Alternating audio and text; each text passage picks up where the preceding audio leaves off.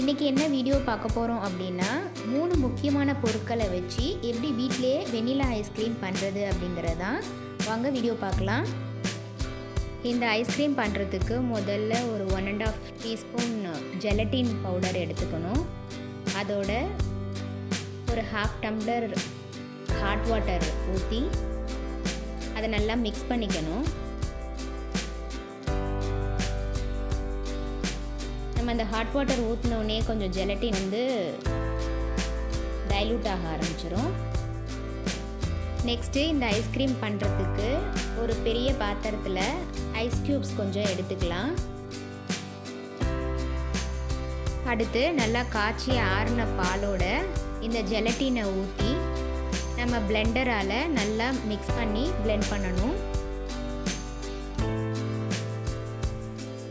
இந்த ice cubes மேலே பாலை வச்சு நம்ம பிளெண்ட் பண்ணுறதுனால பால் சீக்கிரமாக க்ரீமி ஆகும்.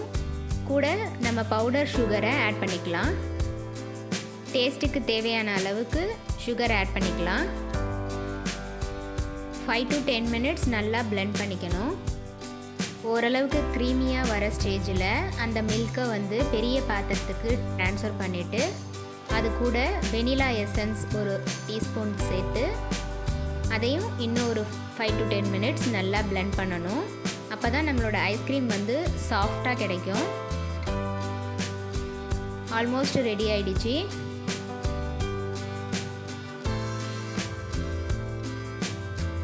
பிளெண்டர் இல்லை அப்படின்னா இதே ப்ராசஸை நம்ம மிக்சியில் கூட பண்ணலாம். மிக்சியில் இதே மாதிரி மிக்ஸ் பண்ணி ஒரு கப்பில் ட்ரான்ஸ்ஃபர் பண்ணிவிட்டு அதை ஒரு 20 மினிட்ஸ் ஃப்ரீசரில் வச்சு எடுத்துடலாம். 20 மினிட்ஸ்க்கு அப்புறம் பார்த்தோம் அப்படின்னா நம்மளோட சாஃப்டான வெனிலா ஐஸ்கிரீம் ரெடி ஆயிடுச்சு.